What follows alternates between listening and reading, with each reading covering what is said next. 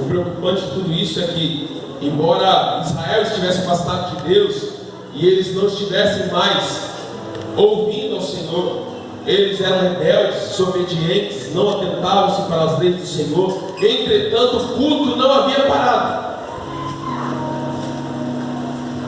o culto não havia cessado, o culto continuava, as festas oferecidas a Deus continuavam, o sacrifício continuava, as festas de lua nova continuavam.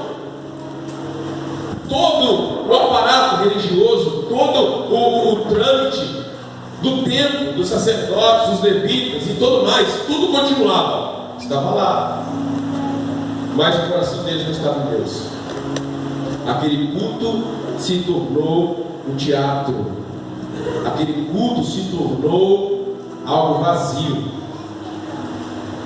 E Deus, ele fica extremamente irado e chateado com esse povo, e ele começa a descrever quanto ele está enojado do culto que esse povo prestava a ele, porque era uma adoração falsa, era uma adoração sem profundidade, era uma adoração que só provia dos lábios, mas não provia do coração.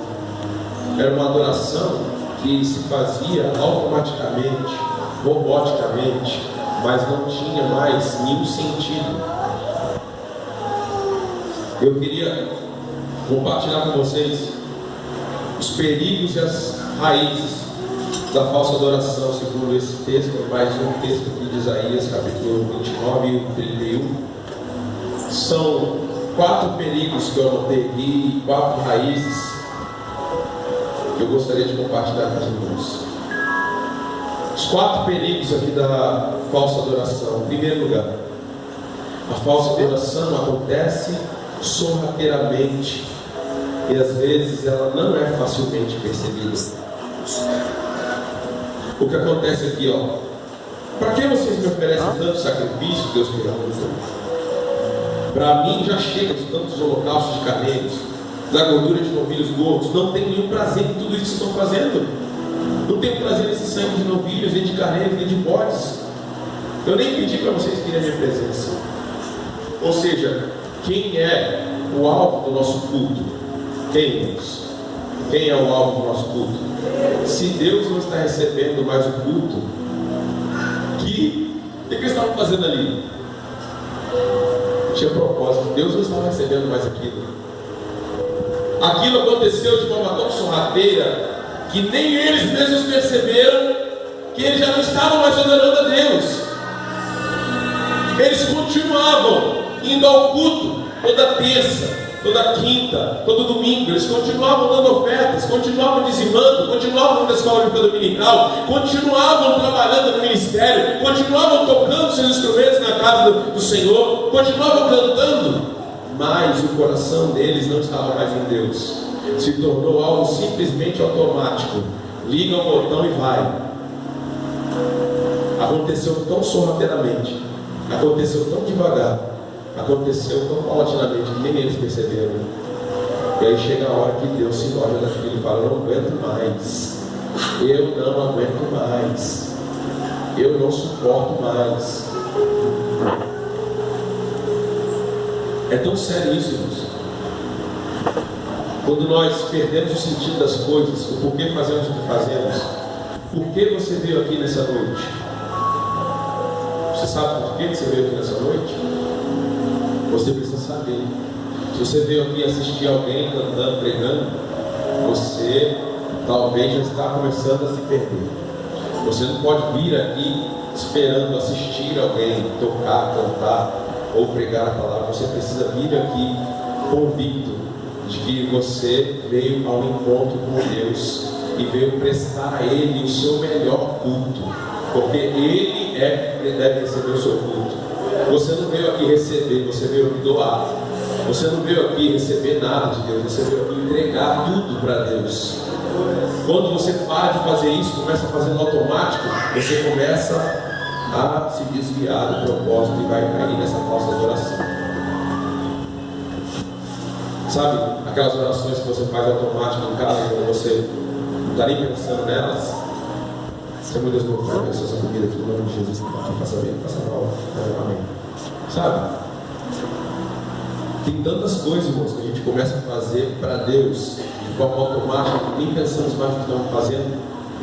E isso vai sorrateiramente se tornando um hábito. E quando se torna um hábito, você já não adora Deus mais de verdade. É tudo falso. É tudo apenas religiosidade. É tudo apenas liturgia. É apenas um hábito que você tem. Você já não sabe nem mais o que está orando, porque as palavras já vêm sempre as mesmas na sua cabeça. E você vai falando um monte de coisa para Deus. Você acha que está orando, mas você não está orando. Você está recitando a reza que você já decorou. Nós temos que tomar cuidado, porque a falsa adoração ela vem sorrateiramente. Ela tomou esse povo de tal maneira que eles nem estavam percebendo mais que tudo que eles estavam fazendo só trazia tristeza ao coração de Deus e não alegria.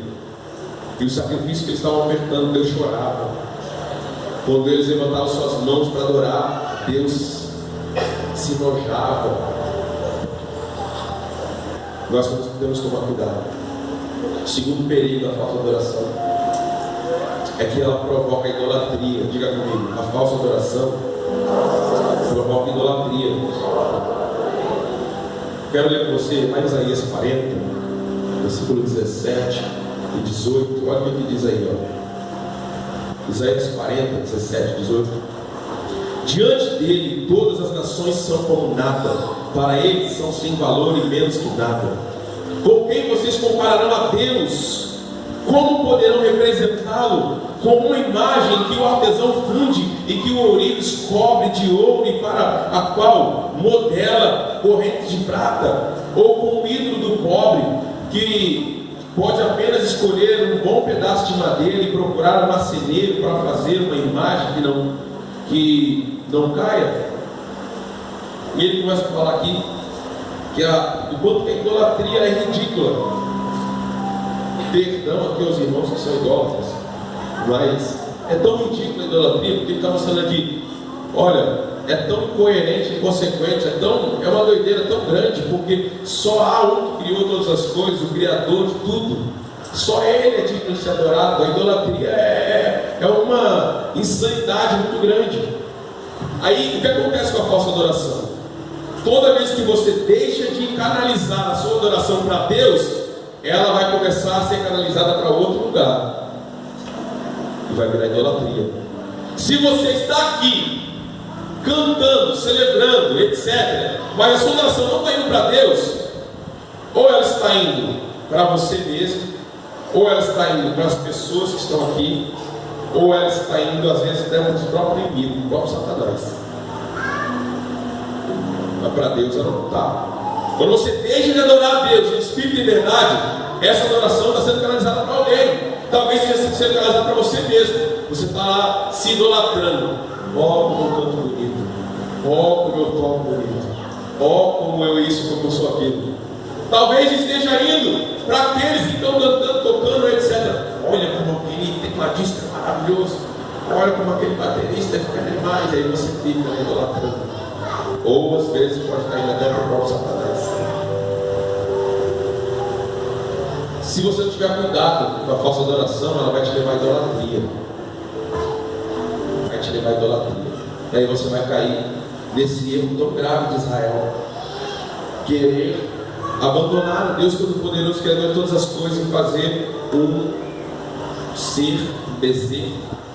Coloca ali na frente e fala: esse foi o Deus que tirou a gente do Egito. Esse foi o Deus que mandou as pragas. E começam a dançar, celebrar, rodar, gritar, né? E está lá, em volta do bezerro de ouro. Deus fala para Moisés: Moisés, desce lá correndo, filho. O negócio ficou feio. Moisés chega lá, fala: eu ouço o grito, mas esse grito não é de guerra, esse grito não é disso, não é daquilo. O que será isso? Era o povo adorando, mas não estavam adorando a Deus. Estavam idolatrando algo que eles mesmos criaram. Nós temos que tomar cuidado. Existe a idolatria gospel, né? Idolatria dos cantores e pregadores famosos, né? A idolatria até da própria denominação pode se tornar uma idolatria. sua esposa, seu marido, seus filhos, seu dinheiro, seu trabalho, sua faculdade, seu carro, seus bens. Tudo pode se tornar idolatria. Você tem que tomar muito cuidado. Se você não aprender a canalizar sua adoração a Deus, você pode estar correndo o risco de se tornar um homem idólatra, uma mulher idólatra. Terceiro perigo é que a falsa idolatria, ela provoca a ira de Deus. A idolatria provoca a ira de um Deus santo. Diga comigo, a idolatria provoca a ira de um Deus santo. É sério.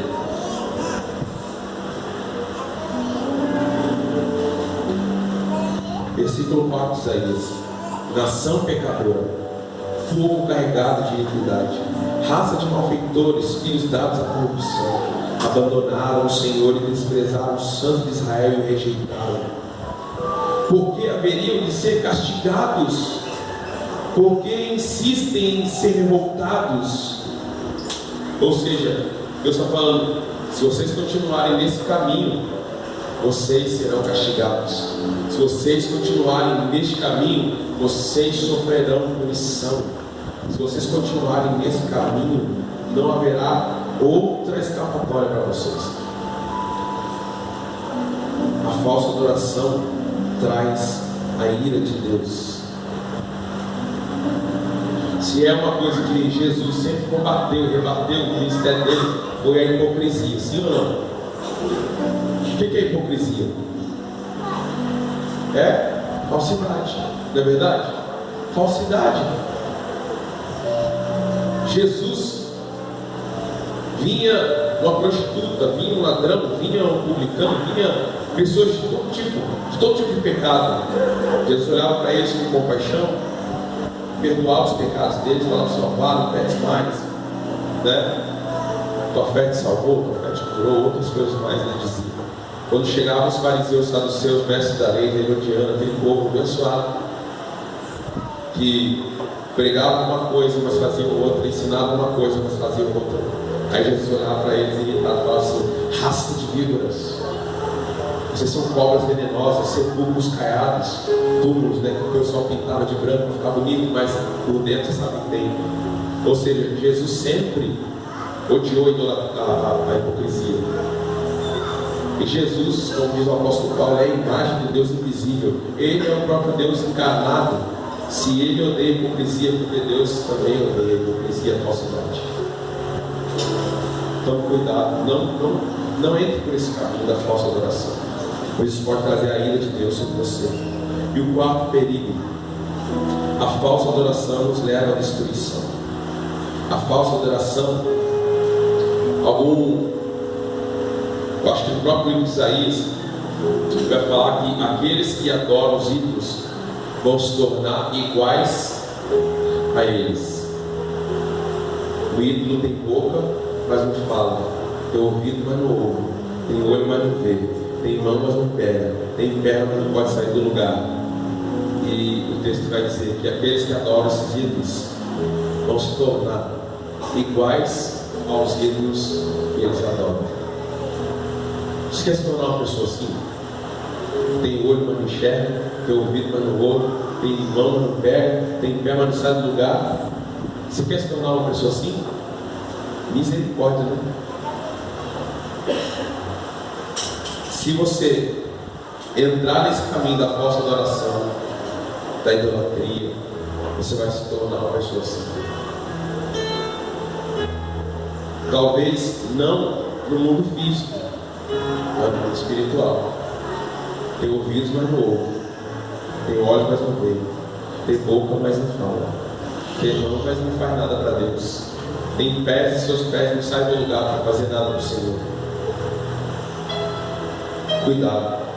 Mas vamos para as raízes. A falsa adoração, ela não começa do nada, ela tem raízes. Esses são os perigos, nós falamos agora. Por isso você tem que fugir da falsa idolatria. Mas quais são as raízes que vão causar essa falsa adoração? Perdão. Vamos lá, as 4 raízes aqui. Primeiro, falta de conhecimento de Deus. Diga, falta de conhecimento de Deus. Vamos lá, vamos falar mais forte? No 3, em 1, 2, 3. Então, como é que você escapa da falsa adoração? Você tem que conhecer a... O que diz o versículo 3? O boi reconhece o seu dono, o jumento conhece a manjedoura do seu proprietário, onde ele come. Mas Israel não sabe de nada, o meu povo nada compreende. Em outras traduções vai dizer que o meu povo não sabe quem eu sou. Se você cria dentro do cavalo, né? Você sai várias vezes com ele e volta no mesmo caminho. Se você soltar esse cavalo em algum lugar, no caminho que ele já foi, ele sabe voltar para casa. O cachorro do mesmo jeito, né? Mas Israel não sabia voltar para Deus. Toda hora ele se perdia e voltava mais. Se não fosse Deus ir lá buscar, cadê Israel? Sumiu. Ele está dizendo aqui no texto que Israel estava pior do que um boi e um jumento. Dois animais irracionais. A gente fala, né? Irracionais, burro, né? Não sabe de nada. Jumento, né? Não sabe de nada. E Deus fala assim: o meu povo está pior do que um jumento e um boi. Porque o jumento e o boi sabem quem é o seu dono. O meu povo não sabe quem é o dono dele. Ora eles me adoram, ora eles adoram Baal. Ora eles me adoram, ora Astarote. Ora me adoram, ora é o outro lado, e assim vai. Não sabe quem é o dono deles. Nós precisamos conhecer a Deus. Se você quer adorar a Deus em profundidade, você quer entrar na profundidade, você precisa conhecer a Deus. Se você não conhece o ser que você adora, como é que você vai poder adorá-lo de maneira correta?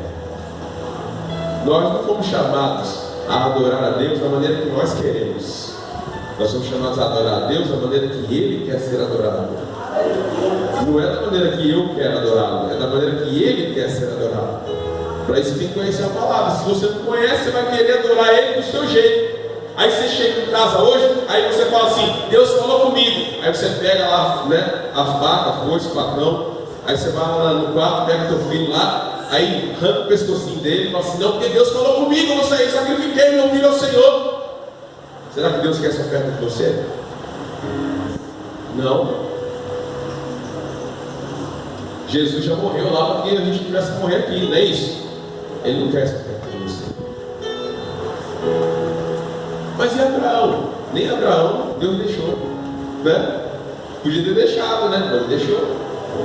Botou lá o cordeirinho lá que morreu no lugar. Era apenas, né, um tipo mostrando: olha, Cristo vai fazer isso. Eu vou dar meu filho por vocês. Então nós não podemos adorar do jeito que a gente quer, é do jeito que o Espírito quer, é do jeito que Deus quer, é do jeito que a palavra ordena. Se você não conhece a palavra, você não vai saber adorar direito. Quanto mais você conhece algo, mais você ama. Pega alguém que é fanático por futebol, que gosta muito de futebol, aí começa a conversar com ele. Ele sabe o nome do time dele, ele sabe o nome dos jogadores todos, ele sabe o nome do técnico, ele sabe quantos campeonatos ganharam, ele sabe tudo. Por quê? Porque ele ama. Quanto mais ele ama, mais ele quer conhecer. Pega alguém que gosta de carro, né? Conhece de carro, né? Que ama carro. Ele sabe tudo, sabe as marcas, sabe o modelo, sabe isso, sabe aquilo. Por quê? Quanto mais você ama, mais você quer conhecer. Como nós podemos dizer que amamos a Deus se nós não queremos conhecê-lo na sua palavra? Como é que você pode dizer que ama a Deus se você não quer conhecê-lo na sua palavra? Você precisa conhecer a Deus, porque a falta de conhecimento de Deus vai te levar à falsa adoração. Quanta gente que está aí fora aí, ó, adorando deuses falsos? Quantas pessoas estão por aí? Milhares de pessoas, porque não conhecem a Deus. O príncipe desse século secou o entendimento deles. Eles estão adorando aí um monte de coisa. Hoje, nessa hora, talvez, tem um monte de pessoas aí, de várias religiões, adorando alguma coisa. Uma falsa adoração a um Deus falso, porque não tem conhecimento dessa palavra. Você vai se igualar a eles? Vai deixar isso aqui na estante, pegando poeira, vai abrir só na hora do culto, para ver onde é que o pastor está lendo? Então você precisa, ó, comer isso aqui. Como o livro. Como o livro. Lembra da visão? A visão de João? Pega o livrinho. Come. Pega esse livrinho aí, João. Come esse livrinho. Vai ser doce quando você colocar na boca, e depois quando cair no vento vai ser amargo. É isso aí. Você tem que pegar a palavra e comer. Na hora que você come, parece doce, né? Aí você vai colocar em prática. Aí o negócio fica amargo. Fica amargo, né? Mas é Deus trabalhando conosco. Deus trabalhando conosco. A segunda raiz da falsa adoração é a rebeldia. Diga comigo, rebeldia. Ouçam, ó céus, escute, ó terra, pois o Senhor falou: criei filhos e os fiz crescer, mas eles se revoltaram contra mim. Rebeldia, irmãos. Rebeldia, não aceitar a autoridade de alguém sobre nós, não aceitar a autoridade de uma constituída de alguém legítimo sobre nós. Quem é que tem autoridade sobre os filhos? Os pais. Quantos filhos rebeldes dentro da igreja? Quem é autoridade sobre a igreja? Pastor. Quantos membros, líderes, etc., rebeldes que não obedecem a palavra, seu pastor? Fora a Deus, então, né? Jesus disse assim: ó, você não pode amar a Deus que você não vê, se você não ama ao seu irmão que você vê. Então eu posso pensar também: se você não consegue obedecer às autoridades que Deus colocou sobre a sua vida aqui na terra, você vai obedecer a Deus? Você não consegue obedecer sua mãe e seu pai, não consegue obedecer o seu patrão, você não consegue obedecer sua professora na escola, seu professor, não consegue obedecer seu líder na igreja, não consegue obedecer seu pastor. Você vai obedecer a Deus? Será? Parece não ter coerência. Esse povo era um povo rebelde. Era um povo rebelde. Eles não obedeciam. Eles não obedeciam. Por eles não obedecerem, isso os levou à falsa adoração. Se você se tornar um homem ou uma mulher rebelde, você vai incorrer na falsa adoração. Terceiro, quase terminando, a hipocrisia. Isaías 1, 13 ao 16. Deus fala sério com eles: parem de trazer ofertas inúteis. O incenso de vocês é repugnante. Luas novas, sábados, reuniões e reuniões. Não consigo suportar suas assembleias cheias de iniquidade. O que é iniquidade? Daqui a pouco a gente vai falar sobre isso. Começa a pensar aí. Suas festas da lua nova, suas festas fixas, eu as odeio. Tornaram-se um fardo para mim. Não as suporto mais. Quando vocês estenderem as suas mãos em oração, esconderei de vocês os meus olhos. Mesmo que multipliquem suas orações, eu não as escutarei. As suas mãos estão cheias de sangue. Lavem-se, limpem-se, removam suas más obras para longe da minha vista. Parem de fazer o mal. Olha só. Imagina você vir. Lógico que Deus está falando no sentido figurado, mas em algumas partes aqui a gente tem certeza que também era no sentido real. Pessoas que matavam, assassinavam, praticavam toda sorte de males e pecados, mas todo sábado, o que eles faziam? Todo sábado o que eles faziam? Todo sábado o que eles faziam? Eles iam para o templo, oferecer um sacrifício.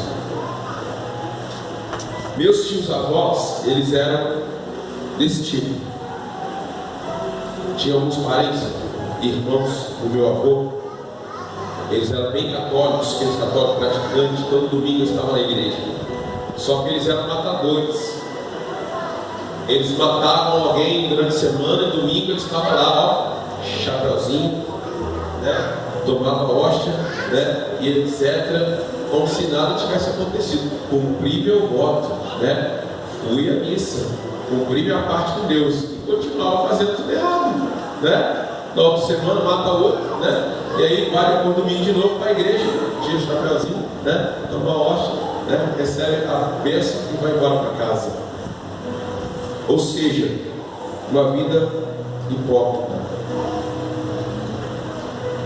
Eu estava falando com o pessoal do louvor hoje à tarde, a necessidade de nós nos confessarmos. Nós perdemos esse hábito, e a palavra de Deus diz que nós devemos confessar nossos pecados uns aos outros e orarmos uns pelos outros para sermos curados. Sabe por quê? Tantas pessoas hoje dentro da igreja vivem uma vida de pecado escondido e nada acontece com elas, elas não mudam, não conseguem se libertar, porque elas não se confessam. Elas acham, não, você tem que confessar para Deus. Você tem que confessar para Deus. Ela confessa para Deus hoje, amanhã, depois de amanhã, e depois, ela vem aqui na frente, ela ora, ela se ajoelha no apelo, e ela volta a praticar o pecado de novo, continua praticando o pecado de novo, e todo dia ela se arrepende, ela chora, ela ora, e ela está confessando para Deus, e não larga do pecado nunca. Passou 2 meses, 4 meses, 6 meses, 1 ano, 2 anos, ela está vivendo o pecado, e ela continua chorando e se confessando para Deus. Sabe por que ela muda? Porque ela tem que procurar o seu pastor, o presbítero, o líder, confessar o seu pecado, pedir ajuda. Porque senão você vai ficar vivendo a vida de hipocrisia. Entra e sai da igreja, nada acontece, nada muda. Entra e sai da igreja, nada acontece, nada muda. Entra e sai da igreja, nada acontece, nada muda. Por quê? Porque você não se confessa, irmãos. Procure seu pastor, procure seus pastores. Confesse o seu pecado. Aquele que confessa e deixa alcançará misericórdia. Aquele que não confessa, não abandona o seu pecado, será destruído. Cuidado. Por último, a última raiz da falsa adoração é a iniquidade.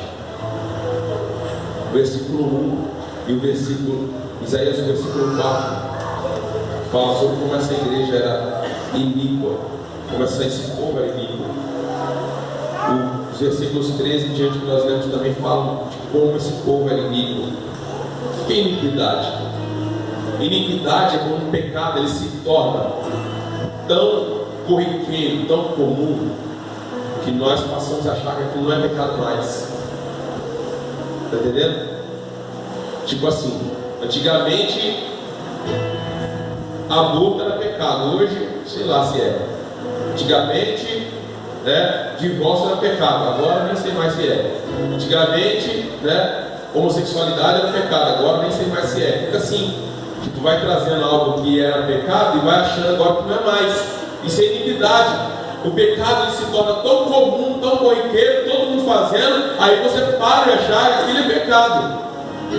Você começa a achar que agora Deus abriu uma concessão. Não, isso era pecado lá antigamente.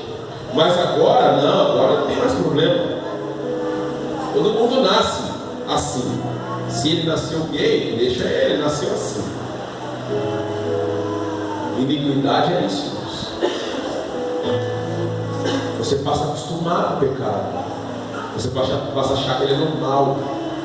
Você passa a achar que você pode conviver com Deus e com o pecado, e que não tem nada a ver. Eu posso estar com Deus, domingo eu estou com Deus, segunda eu estou com pecado, terça-feira eu estou com Deus, quarta eu estou com pecado, quinta-feira eu estou com Deus, sexta e sábado eu estou no pecado, e domingo eu volto para Deus.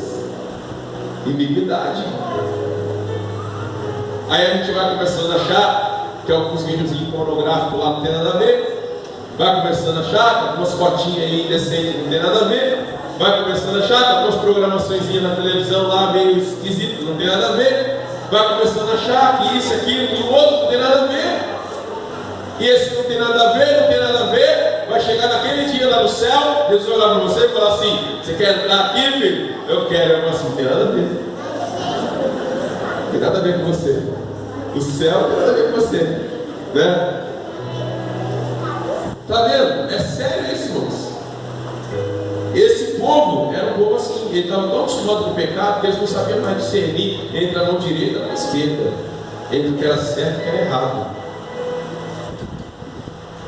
Nós estamos tão acostumados com algumas coisas ruins da nossa cultura, irmãos, que nós já estamos vivendo em muitas situações esse nível de iniquidade. A gente acha que corrupção é normal, a gente acha que imoralidade, né, vestir roupa de qualquer maneira é normal, a gente acha que isso e aquilo é normal, carnaval é normal. Vai indo, tem até crente que no carnaval agora, né? Então, sei lá, a gente vai, né? A gente vai, e aí o negócio vai ficando meio estranho. Temos que tomar cuidado, irmãos. Como diz o Senhor, Ele vem. Diga comigo, o Senhor vem. Senhor vem. O Senhor vem. Senhor vem. O Senhor vem. Ele vem buscar uma noiva santa, consagrada, ataviada, pura, sem mancha, sem ruga, sem mácula. Espero estar lá e espero que você esteja lá também, quando Jesus chamar a sua noiva, a sua igreja. Goste de pé. Nós precisamos nos arrepender, precisamos confessar, precisamos nos converter dos nossos maus caminhos, precisamos aprender de Deus, precisamos que Ele nos restaure, que Ele nos santifique, que Ele nos justifique. Precisamos buscar o conhecimento de Deus, precisamos ser obedientes, precisamos ser íntegros, precisamos ser verdadeiros, precisamos deixar que Deus complete algo que Ele começou em nós. Precisamos abandonar todo tipo de iniquidade, para que Deus possa verdadeiramente ter intimidade conosco. E aí nós vamos começar a adorar a Deus na profundidade. Aí sim nós vamos começar a adorar a Deus na profundidade. Aí sim.